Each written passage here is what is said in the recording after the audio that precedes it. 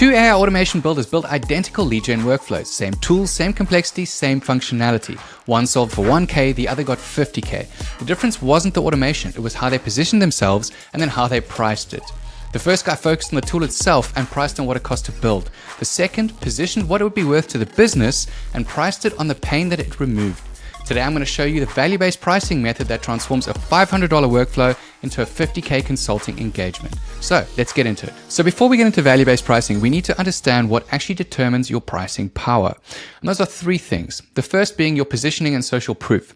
So do you have any companies that you've done amazing work for before? Do you have a portfolio? Do you have any case studies with quantified results that speak for you? Do you have a community? Do you have content on YouTube, LinkedIn? Do you have a brand presence that boosts your authority in the public space? Remember, the more you can manipulate people's perception, the more you're going to get out of them, because everything in life is perception. So that's what these things do. It takes you from being, I build AI automations, to we've helped over 50 companies generate an extra 10 million in revenue doing this specific thing. So you can see how it adds this position of power to whatever you're doing, and that influences how much you can charge. Then we move on to the second point, which is client pain urgency. Now, the more pain that a client has and the more urgent that their problem is, the more they are going to pay you to solve that problem. You can think about it like this. Imagine you're massively hungover one day and you've lost your keys to get into the house. So you're sitting outside and you decide, I don't want to do this anymore, and I certainly don't want to throw up in my neighbor's flower bed. So I'm going to call a locksmith to pop my door open and get me inside so I can die quietly. And you're willing to pay that price because of the amount of pain attached to not getting through that door. In the same way with these clients, they have such urgent and expensive problems that need to be solved that they are willing to pay you far more, and they are more likely to buy from you because of that urgency. So we want to find people like that because it automatically increases our pricing power. Then there's standard proactive improvement. So these are things that the business knows it needs to get done, but there's not that much urgency behind it. Still worth pursuing because that's pretty much like most projects. But then on the other end of the scale, you have nice to haves. And these are things that you don't really want to pursue. One, because the sales cycle is really long, because these people don't know that they need this thing. They don't really care whether it gets done now or in 3 months. There's no urgency behind it, which means that you're going to be wasting a lot of your time and energy trying to convert these clients into buying. I'm not saying you don't pursue them. I'm just saying don't spend all of your time and energy if you have other people who have far more urgent problems to be solved first. That's where I would start. Then we get on to point 3, which is market scarcity. Now, this is super important because if you can differentiate yourself from everyone else out there, you automatically command higher prices. And obviously, if there is a shortage in supply of whatever it is that you do, that also increases your price. So you can see how these three things work together to transform your price. It takes you away from charging 5K up to 50K because you can position yourself with as many of these things as possible in order to increase your pricing power. But that's not all that we do. But first, I want to talk about why clients actually prefer value-based pricing. And it's because there's a clear ROI calculation up front. So they know exactly what they're going to get out of whatever it is that you're about to do. They can see tangible results, or at least expect them. That aligns your success with theirs. So you have to complete this project because normally the pricing will be half upfront and then half on completion.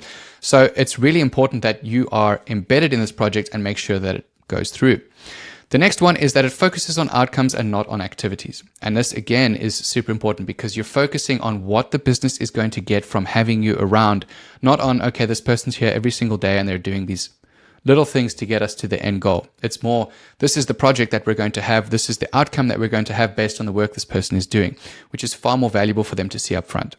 But then also you need to look at why it makes you more money. So you're rewarded for your expertise, not time. Now, if you do price yourself hourly and you do have like $300 to $500 an hour, that can be super lucrative. I'm not shooting that down. But for the most part, if you're just starting out or you don't have those kinds of rates yet, value-based pricing actually means you're going to get far more money. But even if you do have those kinds of rates, it can still mean that because you can execute faster.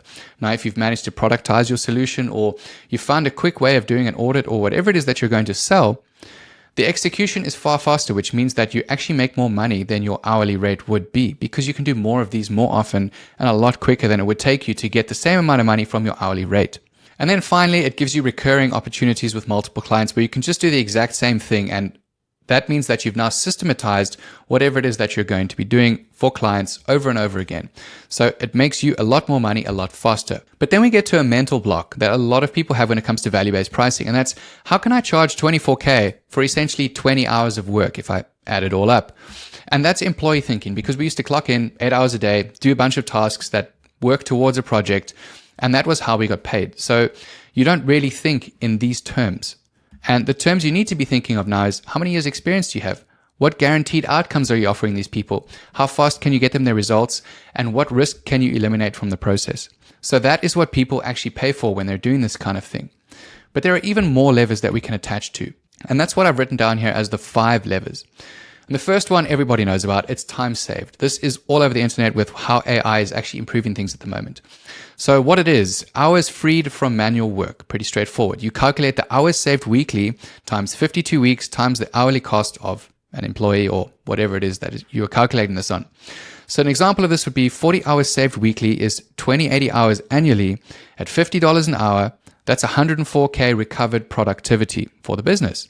So you price 15 to 20% of annual time value saved. Pretty straightforward for them. But there's even more stuff that we can do. Lever 2 is error reduction. You're preventing costly mistakes and improving overall quality. So you calculate the cost per error times the frequency, how often it happens, times the reduction percentage. And that gives you an example of 5 errors monthly at 10K each. 90% reduction equals 450K annually saved. So you price again 10 to 20% of the annual error costs prevented. We'll get onto the exact percentages to charge a little bit later. First, we're going to cover these levers. Then next up, you've got lever 3, which is the throughput increase. Process more volume without adding headcount. So this is very popular in sales teams at the moment. And you would calculate the increased capacity times the revenue per unit times avoided hiring costs. So an example, 150% more applications with a sales team equals 2.5 FTEs at 80K each plus 50K hiring costs avoided. Again, you can price 20 to 25% based on avoided hiring costs in year 1. Then we get on to lever 4, which is the conversion lift. Better performance equals increased revenue. So you calculate the conversion improvement times the volume times the average transaction value. An example of that would be 2% lead qualification improvement equals 500K additional annual revenue. So you charge 5 to 10% of incremental annual revenue. And then the final ROI lever is risk/cost avoidance. And this is massive, especially when companies get larger and larger or they have more expensive problems. So you prevent catastrophic failures or compliance violations. You calculate the probability of an incident times the cost times the risk reduction. One compliance violation equals 500K. Our system reduces risk by 95%. That's 475K insurance value. And you charge based on the insurance model. So you can see why all of these things are super important, because if you only stack on one of them, sure, you can make a ton of money. But if you can find more than one of them, you can make even more money because of value-based pricing. So most automations are going to be triggering multiple levers when it comes to this. They don't just do one of them. If we look at a lead gen system, one, it's going to save a bunch of time for a whole bunch of people. It's going to increase conversion rates, which is lever 4, and it's going to reduce manual errors, which is lever 2. And I bet you could find even more once you actually get into the weeds of how their business workflow works. So if you stack these values, you have massive ROI justification, and that's exactly what we need when we want to use value-based pricing. Now we get onto the value-based pricing process. And this can be used any way that you want to now that you understand the levers and you understand what it actually is. There are tons of ways that you can manipulate this to work for you, the products that you're selling, and the way that you're approaching AI at the moment. For me, because I come from 12 years of consulting for mid-market and enterprise and startups and all of that stuff, I love to do an audit first because it's something that I've tried and tested over those 12 years and it's worked for every single engagement I've ever done.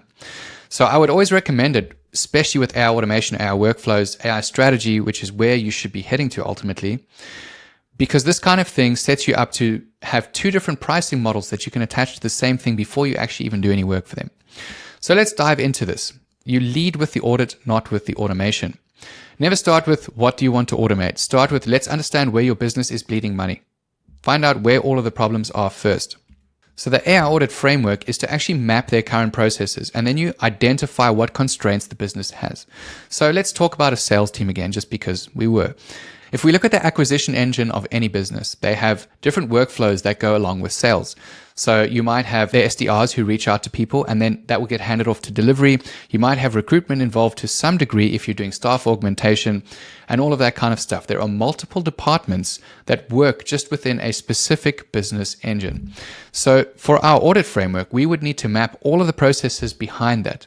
And why it's really good is because it uncovers more opportunity for you to upsell later on. So you don't just sell the one automation, you can sell to 3 different departments that all form into this acquisition engine. So then you want to quantify the cost of each constraint using the 5 ROI levers that we measured earlier. So how much time does each salesperson spend chasing leads, qualifying leads, prospecting them, reaching out to them, getting them on the phone? Those are things where you can look at saving time, where you can increase throughput and stuff like that. So you're going to try and map as many of those levers as you can across all of the departments that actually work within the sales team, rather than just selling them an AI automation tool that does lead qualification. Because again, that would work, but there are so many more pain points behind the whole process if you look at it from that angle instead of just pushing a tool onto someone. Then step 3, I'm going to prioritize the problems by the business impact. So what can I do quickly that's going to show some return on investment, but where are we looking in the future? And this helps set you up to upsell later on because they're going to be paying you for all of this implementation over time. And then finally, you present them this amazing roadmap showing ROI potential across the entire operation. So again, you start with sales, but it will ultimately lead into other departments because other departments obviously work with sales. And you can target this however you want. Don't feel like you need to do sales. The back-end stuff is what MIT proved is where all of the actual ROI comes from. So I would say that is where you should be focusing on.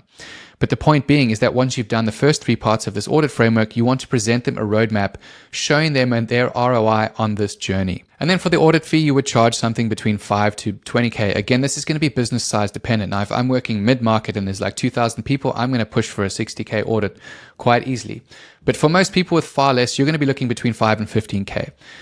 There are times where you might want to do it for free if you have no pricing power, like we discussed in the beginning of this video. So if you have no social proof, no portfolio, no clients, nothing like that, then you can offer a free audit upfront and say, if it doesn't work out, you don't have to pay me. There are obviously risks involved in this, but if you have nothing to lose in the first place, you're not really losing anything by doing it. Just make sure that you set it up with the expectation that you would want a case study from this. So they don't have to pay you with money. They're going to pay you with something that's far more rewarding later on for you. Always frame it around you getting something back. But the point being is that we're doing all of this so that we can frame much more money later on. You have a smaller fee now, but this will help you uncover a literal gold mine of value-based pricing for later on. And it stops you from just selling one tool because there will be multiple workflows that you fix, multiple tools. And that means far more money for you. So then we dive deeper into step 2, where we quantify everything. How many hours weekly does your team spend on this? What's the cost when this process fails? How much revenue are you missing due to current limitations? What would solving this be worth to you? And you can see why this is super important because these tie directly into our 5 ROI levers. And when you ask these kinds of questions, they will start to give you monetary results. And that's how you quantify these things as part of your audit. Then we move on to step 3, and this is where you build your value case. Everything that we're doing as part of this audit is to increase our perceived value. So you create your comprehensive ROI document. Now that you've done all of your research, you've mapped out their workflows, you find out where the time sinks are, where the error-prone workflows are and things like that, and you create your document. So you show the current state costs, quantified pain across as many levers as you can get that we spoke about. Then you show them the future state benefits, so the quantified gains from whatever automation that you're going to do, or any of the crap that you're going to remove from their backward processes. Then 3, your solution is the bridge to get there. You're now presenting yourself as the solution between the pain they're currently experiencing or the loss versus this amazing place that they want to get to, and you are going to take them there. And the RO calculation shows them a clear playbook of how you're going to get them there and what they can expect to see once they get there. And then finally, to really bring this thing home, we present them value and then price. So based on our audit, your current processes cost you $450K annually across time waste, errors, capacity limits, conversion losses, and compliance risks. Our automation roadmap eliminates 80% of that waste, creating $360K in annual value. Our implementation fee is $72K, which is a 5-to-1 return that pays for itself in 3.6 months. So you can see by presenting them value first, and again, there would be slides obviously showing them all of the numbers, you're showing them all this value that they're going to get up front. Your price seems insignificant in comparison to what they get out of it. And that is how you use value-based pricing effectively. And at this point, you might be asking, okay, but how much of a percentage do I take? So it's pretty straightforward. The conservative approach is 10% of the annual value created. Standard is going to be about 15% of the value created, and premium is going to be 20% of the annual value created. But your percentage depends on these things. Proof of previous results. That's obvious. Remember, we discussed pricing power in the beginning of this video, and proof of results or social proof is one of the most important things. This is the thing that tells them that you can do this thing and therefore increases your likelihood of achievement for them. The uniqueness of the solution. Again, how unique are you at solving this specific problem? The client's urgency level. You always want to find clients who have urgent pain because pain equals intent to buy. And then market saturation. If everyone can do what you do, you become far less valuable, in which case you might be closer to the 10% side of the scale.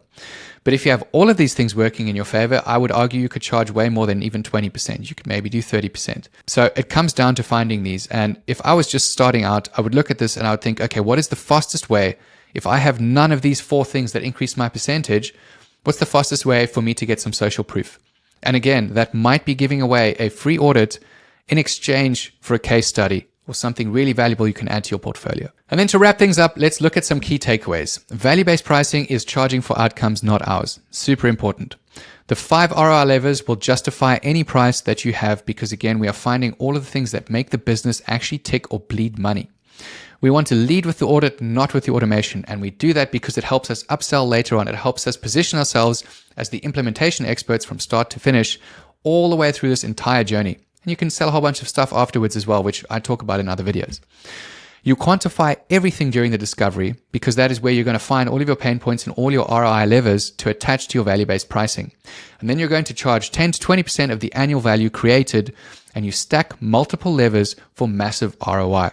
And that's value-based pricing in a nutshell, guys. Leave some comments below and I'll get back to you as soon as possible. Otherwise, check out the videos on the screen right now. They're definitely going to help you on your journey. Or you can check out my community where I help people build AI consulting businesses every single day.